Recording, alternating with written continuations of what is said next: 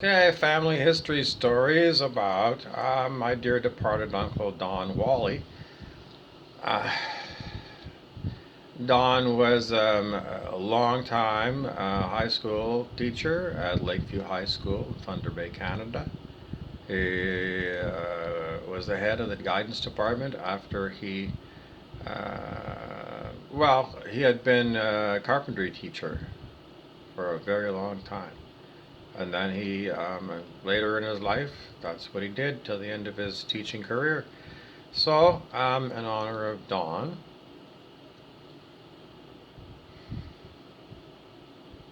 I got emotion on this one. What are you supposed to do when you're a man and you feel emotional? Well, in the Old West with John Wayne, is like a man never shows emotion. But that's Hollywood blather. Modern day energy healers like me, Bobby Burrows, have been told by other master teachers, because I didn't know. Honestly, I didn't know. So with an open mind, I was out looking for teachings on the subject. And then in the end, the teachings always said, go within and be your own guru. So the seeker is told to go within. Well, when I go within, I found out that I'm brainwashed by our world. Really, really badly. Really badly brainwashed. Well, that's just what I found, because so many things that when I did research and I compared what I was told was true in government-run provincial schools in Ontario, Canada, I found out that a lot of the stuff that the government schools are designed to make you feel complacent. Yes, built-in complacent. In other words, this is the society. You're born into it. This is the school. And then you see what school's really like when you watch like Fast Times at Ridgemont High. Because you just want to have fun. But anyways, you still get that government education, and it brainwashes you in so many ways. Well, you have to take my word for it just now for the sake of this video. So, the emotion is gone, but modern teachers say, feel your emotion. In other words, don't block it if you're a man and it feels like, you're going to get teary. Why? Because that emotion needs to be expressed through your physical body. Otherwise, what happens? You might get teachers, Barbara Ann Brennan, for example, in Florida. She has a school for psychics. Her book is called Hands of Light. Hands of Light, in other words, known as healing hands. Do I have healing hands? Yes, I do. Do you?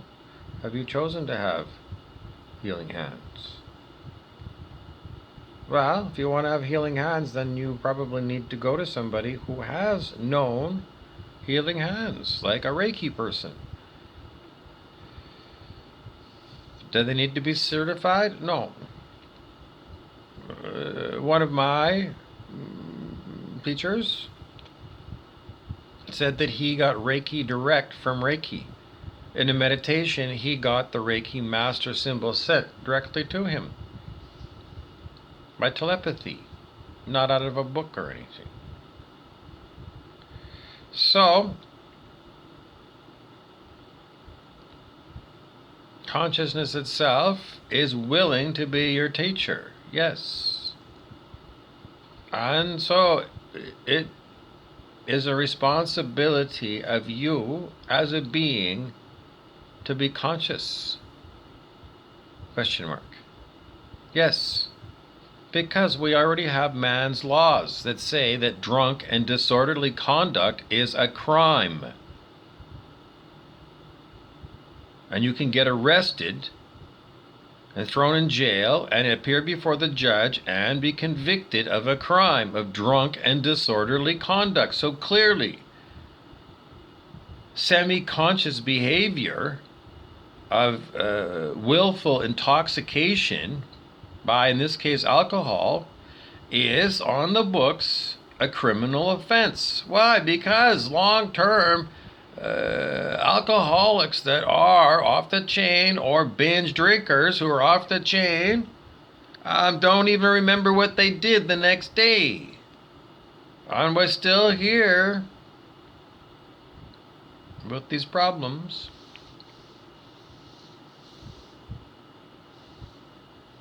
Drunk driving still.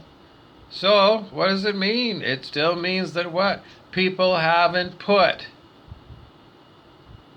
a value on their sobriety.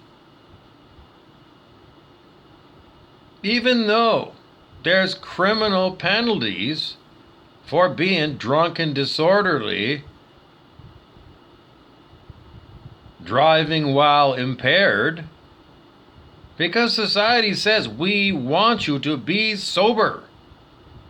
That's what these laws are about, because unsober people damage themselves, property, and other people. And civilization itself is damaged by these walking time bombs. Vicious and violent they often get. Yes, it's like that's why we don't want you to drink booze. But the Canadian government used to do some protection of, for example, children with booze. They stopped advertising hard liquor on Canadian channels. Now it's wide open. They advertise, I don't know, 20-year-old son and his 56-year-old dad getting tight. Sharing a bottle of Crown Royal and making it seem like a family tradition.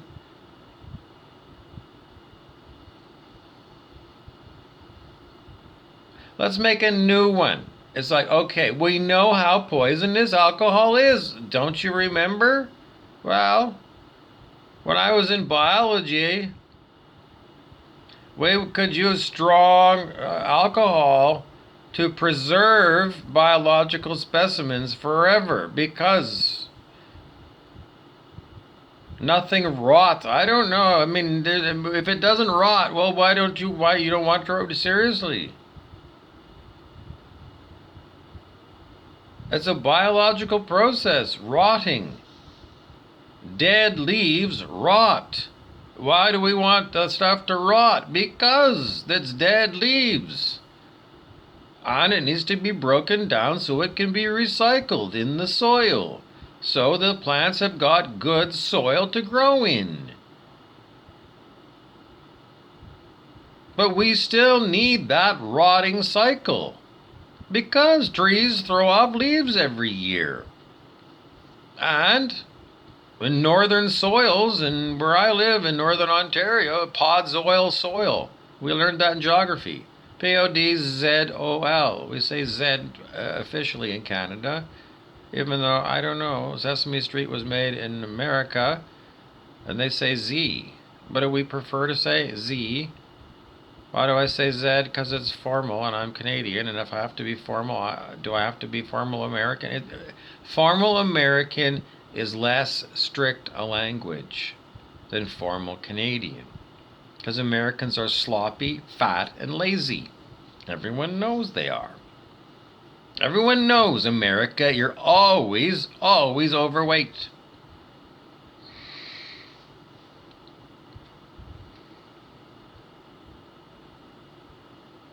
Because you have the cardinal sin of gluttony and also sloth.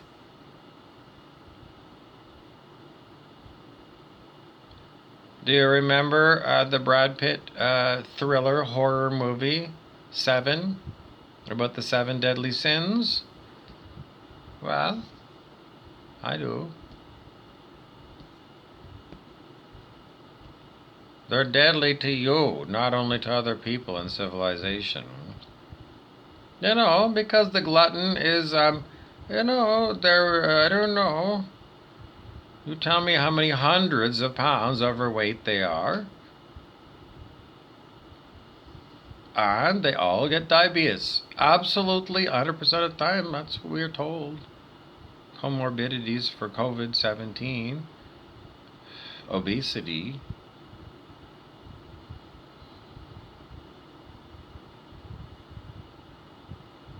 Okay, well, I got moving along. Okay, well, I don't know. There was other questions about obesity, but, well, what? Am I fat shaming? You're fucking right I am.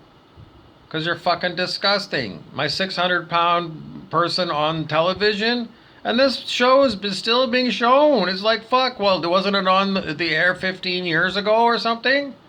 So in the past 15 years, all you fat people haven't figured it out how unhealthy it is for you to choose to be fat?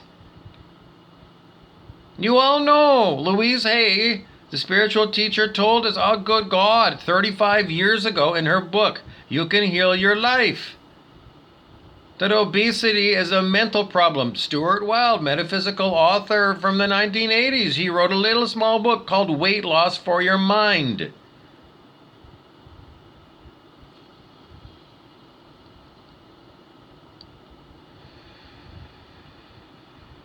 It's just that I know somebody who is morbidly obese, and I have seen this person at an all-you-can-eat place, all-you-can-eat.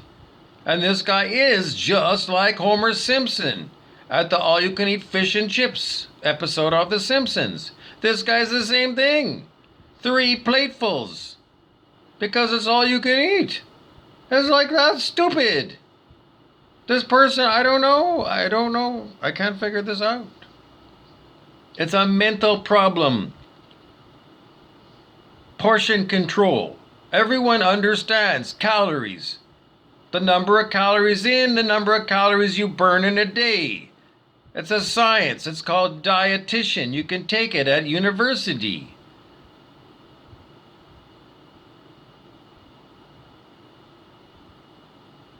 You can do energy balances in engineering. And you do those kind of problems in high school physics. How many BTUs they used to say in the olden days and under the British imperial system. British thermal units. They had apparatus for measuring heat. How much heat is given off by burning something. How many calories are in that, I don't know, dried out orange. Dry it out and desiccate it, and then you can actually take the actual relative humidity of that desiccated thing.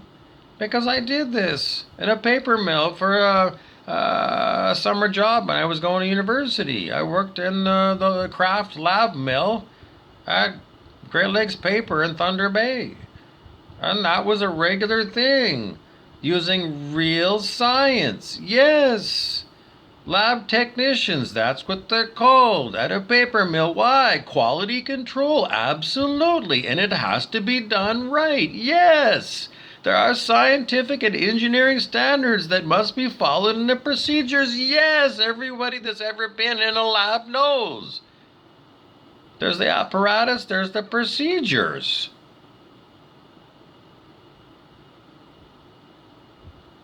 It's applied science, and it makes us toilet paper. That's what Craft Pulp does in Thunder Bay, Canada. We make pulp, and it's for Kleenex and toilet paper and Pampers.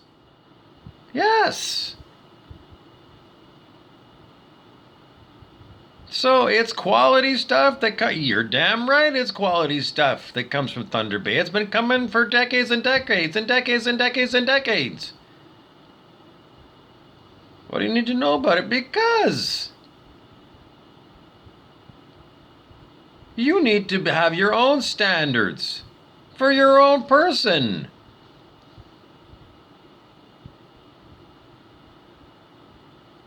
Well, if you don't want standards, then you can go out in the backyard and use leaves to wipe your ass.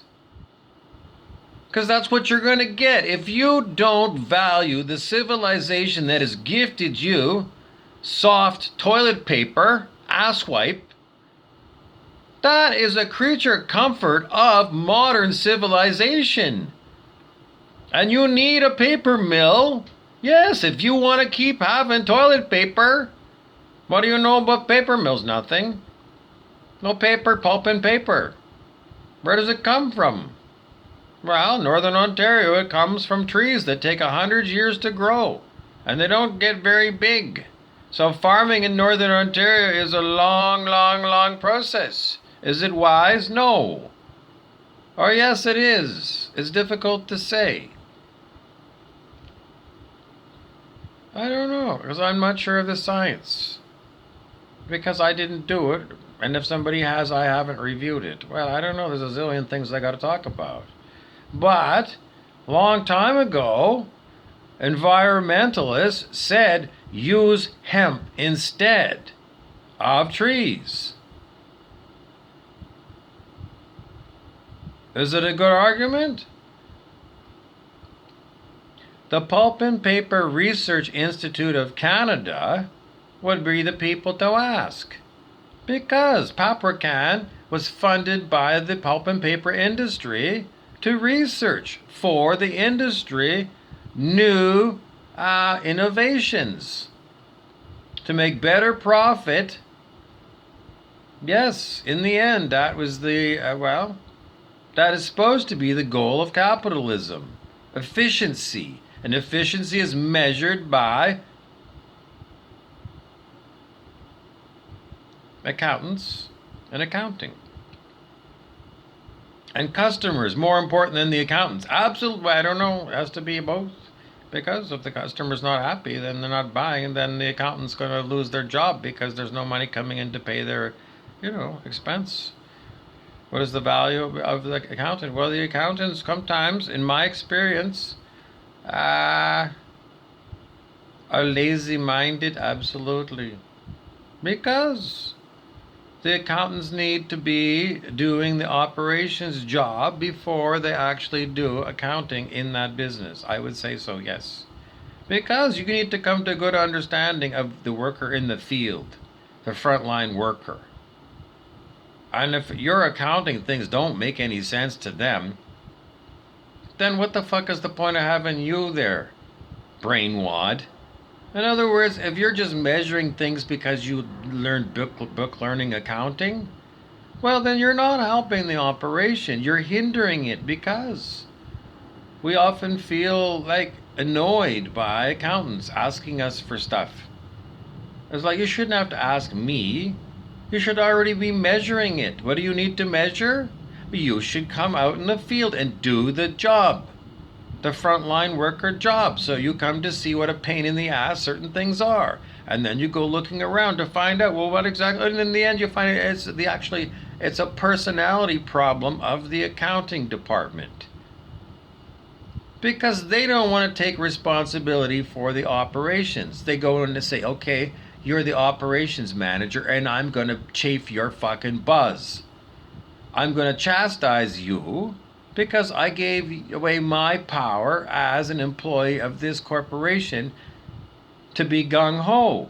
There was a movie, Gung-ho, in the 80s about people taking responsibility for the place they work. In other words, you act like you're the owner of the business and you treat this person like they matter. Are you proud of the company? What is a company? It's a joining of a bunch of people. If you don't like the people you work with, then you're self-sabotaging. That's commonly known term in, the Huffington Post. Online. I mean, everywhere. Everyone knows these things. Self-sabotage, mollycoddling, virtue signaling, ass-kissing, brown-nosing.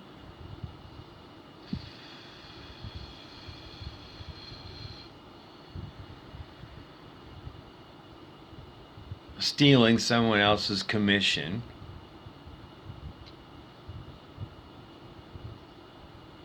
Etc., etc. Okay, whatever. Well, that's all. No, well, it's just calling it, isn't it the truth? Well, we've all experienced this. Is that, that's enough? And then we don't say, well, we need to change it? Because that's what so many people do to me. They say, well, yeah, that's just the way it is, and then that's just the way it is. And I look at them and say, well, be the change you want to see in the world. Doesn't that make no sense? They look back at Lester Holt on NBC News and with the, the fluoride stare. Everyone knows the fluoride's there. Now, I don't know. No one ever says. It's the meme that was been going around for, I don't know, 10 years, 20 years. Well, it's the idea that the fluoride in your toothpaste and in your water calcifies your pineal gland in here, which is the seat of your intuition. Is it true? No, it's fucking bullshit. It's an excuse for people to say, oh, I didn't know. The fuck you didn't. Your feelings tell you the situation. You're telling me that you can't walk into a room and like you sense that women's intuition. No, not everybody's intuition. Men's intuition. You walk into a room, something stinks in here because the energy's not right. I don't know, because I walked in here and my stomach just tightened up. And I automatically get this like unpleasant look on my face. Why? Because it's my baby. My inner baby knows when something doesn't feel right. Cause my inner baby is like, I don't feel right very long, because I'm gonna start crying. Why? Because I don't like that. That's your, the first part of you when you came to planet Earth was that infant that's like, I don't feel well. Well, what was it? Well, I needed to be burped, and it felt, you know what gas pains are? Oh my God. You as a child, everyone had diarrhea. One time or another, absolutely, unless you're a miracle. I did. And those horrible gas pains that go along, and horrible tummy in your lower tummy, it's just unbelievable, excruciating pain. So, a baby that needs to be burped, they're crying and screaming, it's because it hurts. So, right from the get-go, as an infant here, born on planet Earth, you knew pain. And the pain is there to wake you up to you need to do something about this pain because there's something going on causing your body pain. And ain't going away. I might. Well, I don't know. For me, a lot of times these body pains, if I stay with them in consciousness, using the techniques of Eckhart Tolle and his book, The Power of Now, presence dissolves thought forms, which are often associated with unpleasant energies. So, feel your feelings. Even if they don't feel good, well, breathe through them. I don't know what else you can do with it anyways. Like, seriously, I don't know what else you can do. I don't know. Anyways, what else do you need to know? All kinds of stuff, so please subscribe and share.